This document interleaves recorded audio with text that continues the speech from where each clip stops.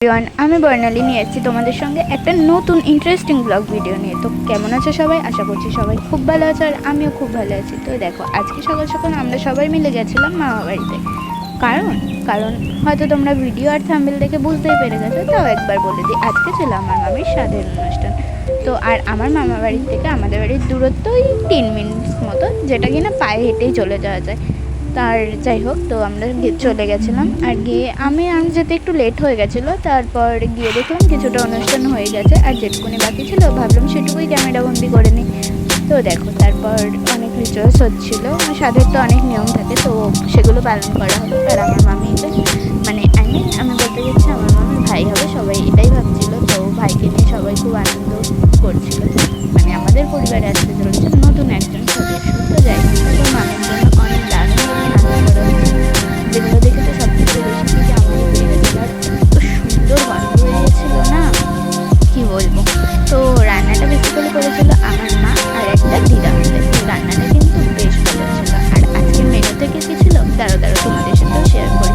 আজকের মেনুতে ছিল শাক, 5 রকমের ভাজা, ডাল, মাছের মাথা দিয়ে মুগের ডাল, পটল চিংড়ি, কাতলা মাছের কালিয়া, চাটনি, পাঁপড় আর মিষ্টি। তো দেখো, মামিকে এখানে সুন্দর করে সাজিয়ে গুছিয়ে খেতে দেওয়া হচ্ছে। আর মামি এত খাবার খেতে যাচ্ছে, এত খাবার খাবে। আর ওই পাশে যে ফুলের ডেকোরেশনটা, এটা করেছে আমার বোন আর একটা ভাই।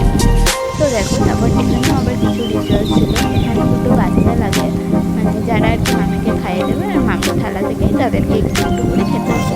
আর এই খাওয়াতে দিয়েও সে আবার আরেক কাণ্ড জানো না, যে ভাইটাকে তোমরা দেখছো না, এই ভাইটা এত তাড়া ছিল, শুধু দেখো একবার করে খাইতেই দিয়ে দেবো, মানে লিটারালি 3বার খাওয়াতে হয়। তো ওকে বারবার বলা হচ্ছে, ওর এত তাড়া, তাহলে একবার করে খাইয়ে দিয়ে দেবো। তো দেখো, তারপর মামি এখানে বসে পড়েছে, আর আমরা এদিকে অনেক কথা, আরও অনেকেই কিন্তু এসেছে। তো যাই হোক, তারপরে আমরা একটু আনন্দ করছিলাম। আর সব থেকে ইন্টারেস্টিং কি জানে, একটা ফুচকে বাচ্চা ছিল। এই দেখো কি মিষ্টি দেখতেও, যেহেতু চপটা তো আমার ভীষণ ভালো লাগে। তো দেখো, তারপরে মামিকে আরও অনেকেই দিল। তারপরে এই বোনটা ছিল, মামি দুটো সুন্দর করে ছবি তুলেছে।